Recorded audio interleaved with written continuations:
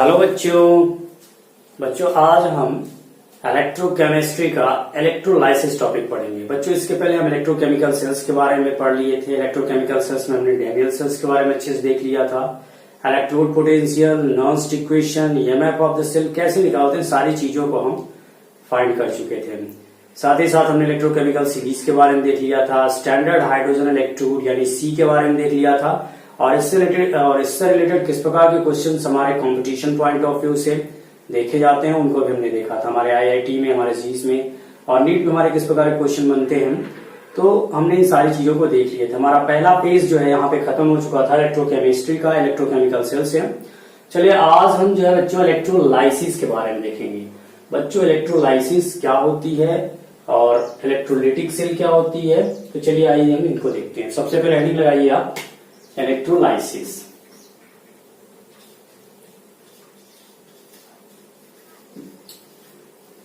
Electrolysis या बच्चों इसी को हम क्या कहते हैं, इलेक्ट्रोलिटिक सेल भी कहते हैं। इलेक्ट्रोलिटिक सेल भी इसी को हम कहते हैं। तो सबसे पहले देखते हैं हम इलेक्ट्रोलाइसिस क्या होती है। देखिए बच्चों इलेक्ट्रोलाइसिस अगर देखा जाए तो ये दो वर्ड से मिलकर के बना हुआ है। सबसे पहला है इलेक्ट्रो और दूसरा है हमारा लाइसिस। इलेक्ट्रो का मतलब हो गया इलेक्ट्रिकल से और लाइसिस का मतलब हो गया ब्रेकअप। ब्रेकअप करना मतलब लाइसिस। तो यहां पे क्या होने वाला है, ब्रेकअप करेगा ये। किसका ब्रेकअप होना है, केमिकल बॉन्ड का। केमिकल बॉन्ड का ब्रेकअप होगा जिसके चलते हमको केमिकल रिएक्शन देखने को मिलेगी और इस केमिकल रिएक्शन के चलते हमको केमिकल एनर्जी फाइंड होगी।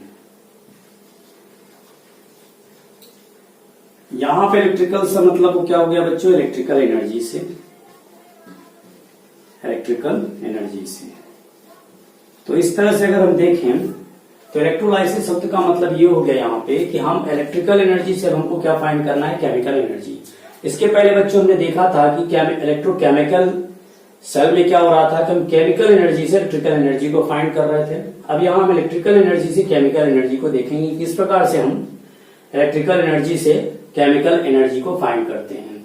और ये जो प्रोसेस होती है, the process of conversion of electrical energy into chemical energy is known as the electrolysis. और ये प्रोसेस होती कहां पे है, कौन से सेल में, तो वो होती है इलेक्ट्रोलिटिक सेल में। तो इलेक्ट्रोलिटिक सेल वो सेल होती है बच्चों जिसमें हम कन्वर्जन देखते हैं इलेक्ट्रिकल एनर्जी और केमिकल एनर्जी का। और वो प्रोसेस जिसमें हम इलेक्ट्रिकल एनर्जी को केमिकल एनर्जी में चेंज करते हैं उसे हम इलेक्ट्रोलाइसिस कहते हैं। तो चलिए जिस प्रकार से हमने इलेक्ट्रोकेमिकल सेल को देखा था, अब हम इलेक्ट्रोलिटिक सेल के बारे में देखते हैं कि इलेक्ट्रोलिटिक सेल में क्या होता है। इलेक्ट्रोलिटिक सेल में सबसे पहले देखने को हमको मिलेगा एक कंटेनर। ये हमारा एक कंटेनर है और इस कंटेनर में हम सॉल्यूशन लेंगे बच्चों और वो सॉल्यूशन हमारा होना चाहिए इलेक्ट्रोलाइट का। कैसा सॉल्यूशन होना चाहिए, इलेक्ट्रोलाइट। इलेक्ट्रोलाइट होना चाहिए, नॉन इलेक्ट्रोलाइट नहीं होना चाहिए। जैसे कि हमारा नॉन इलेक्ट्रोलाइट ये नहीं होना चाहिए इसमें, जैसे कि ग्लूकोज हो गया। अब क्यों नहीं होना चाहिए, देखिए बच्चों इलेक्ट्रोलाइट इसलिए लेते हैं क्योंकि इलेक्ट्रोलाइट्स ऐसे सब्सटेंस होते हैं जिनमें जब हम इलेक्ट्रिसिटी अप्लाई करेंगे यहाँ पे तो ये ब्रेकअप हो जाएंगे अपने आयंस में। और आयंस जो होता है इलेक्ट्रिसिटी को फ्लो करने में हेल्पफुल होते हैं। जब हम नॉन इलेक्ट्रोलाइट को लेंगे तो क्या होगा, आयंस में टूटेंगे नहीं। और जब आयंस को टूटेंगे नहीं तो फिर क्या होगा, इलेक्ट्रिसिटी फ्लो नहीं हो पाएगी इसमें। इसलिए हम कैसा सब्सटेंस लेंगे, इलेक्ट्रोलाइट लेंगे। और यहां पे हम क्या करने वाले हैं, दो इलेक्ट्रोड को लेंगे और वो भी एक ही कंटेनर में रहेगा बच्चों। जो सबसे मेन इंपॉर्टेंट है यहां पे बात कि हमारा जो दोनों इलेक्ट्रोड रहेगा वो एक इलेक्ट्रोड में रहेगा। हमने इलेक्ट्रोकेमिकल सेल में क्या देखा था कि हमारे दोनों इलेक्ट्रोड दो अलग अलग वेसल, दो अलग अलग कंटेनर में थे। लेकिन इसमें क्या होगा, इस इलेक्ट्रोलिटिक सेल में एक ही वेसल में दोनों इलेक्ट्रोड को हम रखेंगे। चलिए अब देखिए बच्चों ये हमारा क्या है, इलेक्ट्रोलिटिक टैंक है। क्या है हमारा ये, इलेक्ट्रोलिटिक टैंक है ये बच्चों इलेक्ट्रोलिटिक टैंक हमारा नॉन कंडक्टर होना चाहिए। कैसा होना चाहिए, नॉन कंडक्टर। बहुत ही इंपॉर्टेंट पॉइंट है, इसको देखते रहिएगा आप सब। नॉन कंडक्टर इसलिए होना चाहिए कि मान लीजिए हमने इधर से इलेक्ट्रिसिटी अप्लाई की और ये हमारा इलेक्ट्रोलाइट है, तो आयंस में ब्रेकअप होंगे जिससे इलेक्ट्रिसिटी पूरे कंटेनर में फ्लो होने लग जाएगी। तो अगर हम इसको कंडक्टर वाला ले लेंगे तो जैसे हम इसको टच करेंगे तो क्या झटका मारेगा, तो इस झटके से बचने के लिए हम कैसा लेंगे इसको, इलेक्ट्रोलिटी की जो टैंक हमारा कैसा होना चाहिए, नॉन कंडक्टर होना चाहिए। नॉन कंडक्टर में हमारा प्लास्टिक आ जाता है या फिर ग्लास का ले सकते हैं। अदरवाइज इसको हम क्या कर सकते हैं, सिलिका जेल का भी ले सकते हैं। सिलिका जेल का मतलब होता है मिट्टी, तो मिट्टी का भी हम बना करके इसको ले सकते हैं।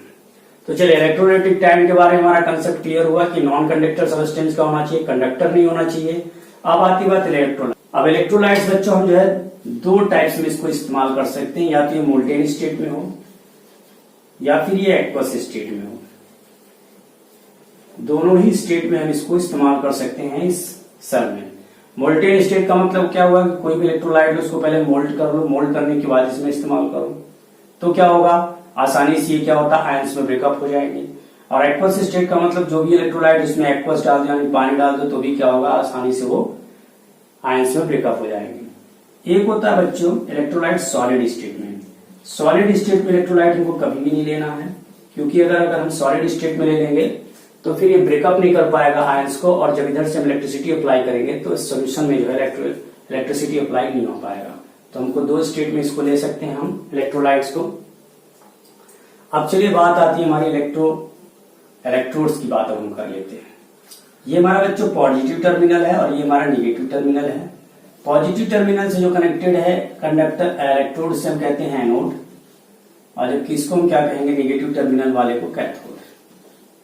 बच्चों अगर आप मेरे पिछले लेक्चर में जाइए इलेक्ट्रोकेमिकल सेल्स को अच्छे से देखिएगा तो मैंने आपको बताया था कि इलेक्ट्रोकेमिकल सेल में निगेटिव टर्मिनल वाले को हम एनोड कहते थे और पॉजिटिव टर्मिनल वाले को कैथोड करते हैं। यहाँ पे इसका जस्ट अपोजिट होगा कि पॉजिटिव टर्मिनल वाले को एनोड करेंगे और नेगेटिव टर्मिनल वाले को कैथोड करेंगे। हाँ, जो प्रोसेस होगी ऑक्सीडेशन रिडक्शन की वो सेम होगी यहाँ पे। अभी मैं आपको प्रूव करके बताऊंगा कि कैसे यहाँ पे ऑक्सीडेशन हो रहा है, कैसे इधर रिडक्शन हो रहा है। तो देखिए दो भी यहाँ पे हमको डिफरेंस मिल गया इलेक्ट्रोकेमिकल सेल और इलेक्ट्रोलाइटिक सेल में। पहला डिफरेंस हमको ये देखने को मिल रहा है कि इलेक्ट्रोकेमिकल सेल में जो इलेक्ट्रोड रहती है बच्चों अलग अलग कंडक्टर अलग अलग कंटेनर में रहती हैं, जबकि इलेक्ट्रोलाइटिक सेल में दोनों इलेक्ट्रोड एक ही कंटेनर में रखा जाता है।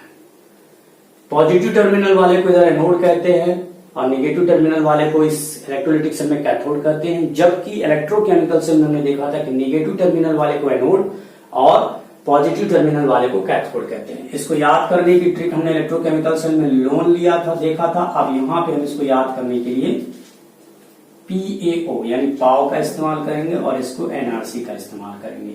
P फॉर पॉजिटिव हो गया, A फॉर एनोड और O फॉर ऑक्सीडेशन। यानी पॉजिटिव की तरफ एनोड उसमें क्या होगा ऑक्सीडेशन, निगेटिव की तरफ कैथोड और उसमें क्या होगा रिडक्शन। तो ये चीजें हो गई कुछ हमारे इलेक्ट्रोलाइटिक सेल के बारे में। ये पूरा हमारा जो होता है स्ट्रक्चर होता है इस तरह से इलेक्ट्रोलाइटिक सेल का। अब चलिए हम देख लेते हैं कि इसमें कैसे ऑक्सीडेशन हो रहा है, इसमें कैसे रिडक्शन हो रहा है। चलिए देखते हैं बच्चों। देखिए ये हमारा पॉजिटिव टर्मिनल है।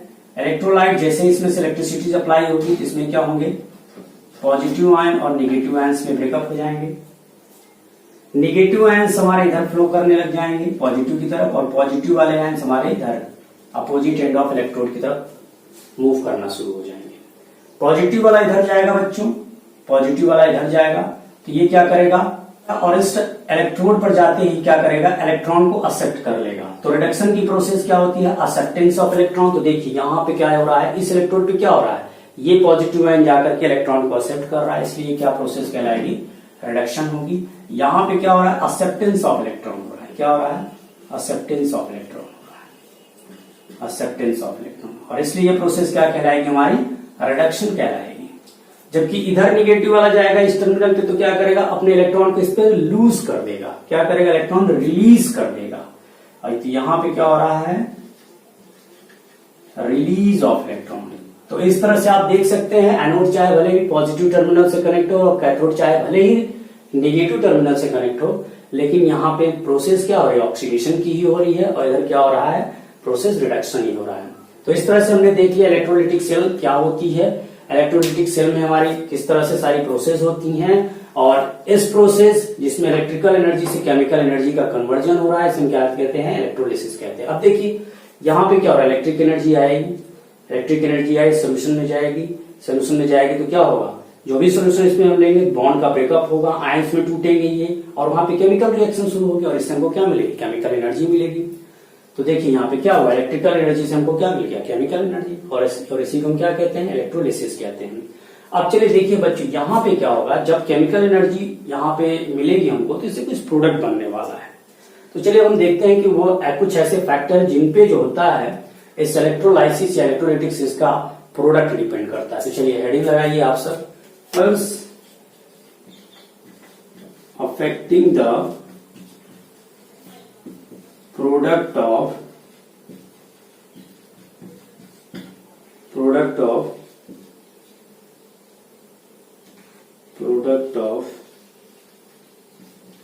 इलेक्ट्रोलिटिक सेल, यानी कुछ ऐसे फैक्टर्स हैं जिन पे हमारा जो प्रोडक्ट अभी मिलने वाला है इस इलेक्ट्रोलिटिक सेल से, तो कुछ फैक्टर्स जो होते हैं उसको अफेक्ट करते हैं। सबसे पहले देखिए हमारा आता है नेचर ऑफ इलेक्ट्रोलाइट।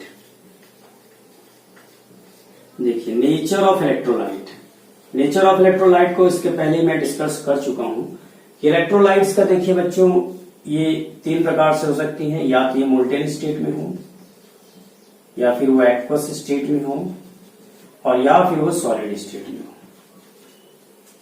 तो सॉलिड स्टेट में अगर हमारा कोई भी इलेक्ट्रोलाइट रहेगा तो उससे हमको कुछ भी प्रोडक्ट नहीं मिलने वाला है। मोल्टेन स्टेट में होगा तो भी हमको प्रोडक्ट मिलेगा, और एक्वस स्टेट में अगर हमारा इलेक्ट्रोलाइट है तो भी प्रोडक्ट मिलेगा। अब किस प्रकार का प्रोडक्ट मिलता है इसको हम आगे स्टडी करेंगे। बहुत ही इंपॉर्टेंट है ये दोनों चीजें, हमारे कंपटीशन पॉइंट ऑफ व्यू से बहुत इंपॉर्टेंट है बच्चों, इनको हम देखेंगे आगे चल के। अभी आप केवल इतना देखते चलिए कि कौन कौन से फैक्टर जो होता है अफेक्ट करते हैं इलेक्ट्रोलिसिस प्रोडक्ट को। दूसरा है nature of electrode, nature of electrode. आप पूरा मेरा लेक्चर देखते चलिए, पूरे वीडियोस को देखते चलिए, आपको सारी बातें धीरे धीरे समझ में आ जाएंगी। देखिए इलेक्ट्रोड 2 प्रकार के होते हैं, इसके पहले भी बता चुका हूं। पहला होता है इनर्ट इलेक्ट्रोड, इनर्ट इलेक्ट्रोड, और दूसरा होता है एक्टिव इलेक्ट्रोड, एक्टिव इलेक्ट्रोड। तो देखिए बच्चों अगर इनर्ट इलेक्ट्रोड लेंगे, जैसे कि हमारा ग्रेफाइट का हो गया, और इसके साथ हमारा प्लैटिनम भी जो होता है इनर्ट होता है। इनर्ट का मतलब ये होता है कि जो भी हम यहाँ पे इलेक्ट्रिकल एनर्जी दे रहे हैं तो यहाँ पे रिएक्शन हो, हमारा जो भी इलेक्ट्रोलाइट इसमें एक्वस होगा, तो इसमें जो इलेक्ट्रोड अगर इनर्ट रहेगा, इनर्ट का मतलब नोबे है, वो एस के साथ रिएक्शन में टेक पार्ट नहीं करेगा। तो जब रिएक्शन में टेक पार्ट नहीं करेगा इलेक्ट्रोड हमारा, तो किस प्रकार का प्रोडक्ट बनेगा। और जब हमारा इलेक्ट्रोड एक्टिव है, एक्टिव मतलब मेटल्स के इलेक्ट्रोड जैसे जिंक हो गया, कॉपर हो गया, ये सारे इलेक्ट्रोड अगर हम लेते हैं यहाँ पे, तो फिर रिएक्शन में तो टेक पार्ट करेंगे क्योंकि ये एक्टिव है, तो एक्टिव है तो रिएक्टिव होंगे। तो रिएक्टिव जब होंगे तो इसके साथ रिएक्शन में टेक पार्ट करेंगे, तो किस प्रकार का प्रोडक्ट बनेगा। यह पॉइंट है बच्चों हमारा concentration of electrolyte, concentration of electrolyte, यानी कि हमारा इलेक्ट्रोलाइट कैसा है, डाइल्यूट है, डाइल्यूट का मतलब उसमें पानी मिला हुआ है, या फिर कंसेंट्रेटेड है, कंसेंट्रेटेड है, यानी हमारा जो इलेक्ट्रोलाइट अगर वो कंसेंट्रेटेड है तो हमारा किस प्रकार का प्रोडक्ट बन रहा है, और उसको अगर उसको हमने डाइल्यूट कर दिया है तो फिर हमारा किस प्रकार का प्रोडक्ट बनेगा।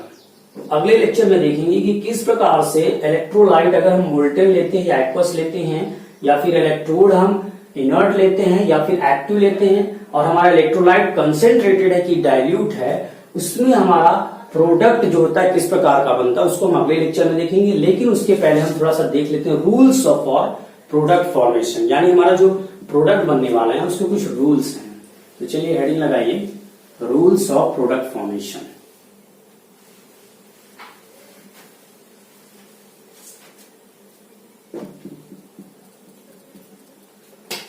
तो चलिए हेडिंग लगाते हैं हम लोग, rules of product formation, rules of product formation, यानी कुछ रूल्स हैं जिसको हमको फॉलो करना पड़ेगा, और उसके बाद जो होता है हमारा प्रोडक्ट क्या बन रहा है वो हम, ताकि हम फाइंड कर पाए कि किस प्रकार का हमारा प्रोडक्ट बनने वाला। Rules of product formation for electrolyte, for electrolytic cell, ऐसे लिखते हैं पूरा, यानी इलेक्ट्रोलिटिक सेल में जो प्रोडक्ट बनने वाले हैं उसके कुछ रूल्स हैं। देखिए सबसे पहला रूल है बच्चों, सबसे पहला है कि assume inert electrode, assume inert electrode और वो inert electrode प्लेटिनम का रहेगा, unless mentioned। यानी इसके कहने का मतलब ये हुआ बच्चों कि अगर आपके क्वेश्चन में किसी भी प्रकार का इलेक्ट्रोड नहीं दिया हुआ है कि हम किस प्रकार का इलेक्ट्रोड इस्तेमाल कर रहे हैं, एक्टिव इलेक्ट्रोड की इनर्ट इलेक्ट्रोड, तो अगर इनर्ट इलेक्ट्रोड दे दिया या फिर एक्टिव इलेक्ट्रोड दे दिया तो ठीक है। अगर कुछ नहीं दिया तो आपको ये मान के चलना है कि हमारा इलेक्ट्रोड कैसा है, इनर्ट है। फिर उसके बाद try to right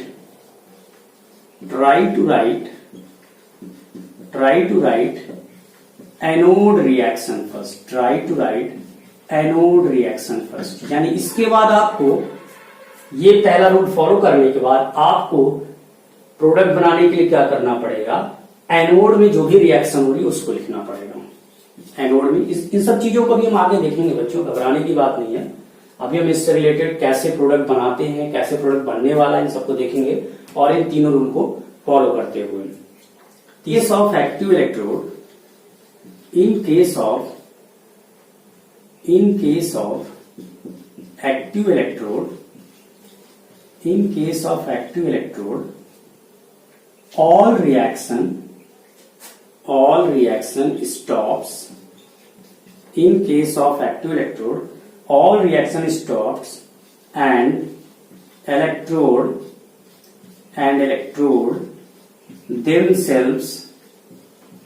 themselves oxidizing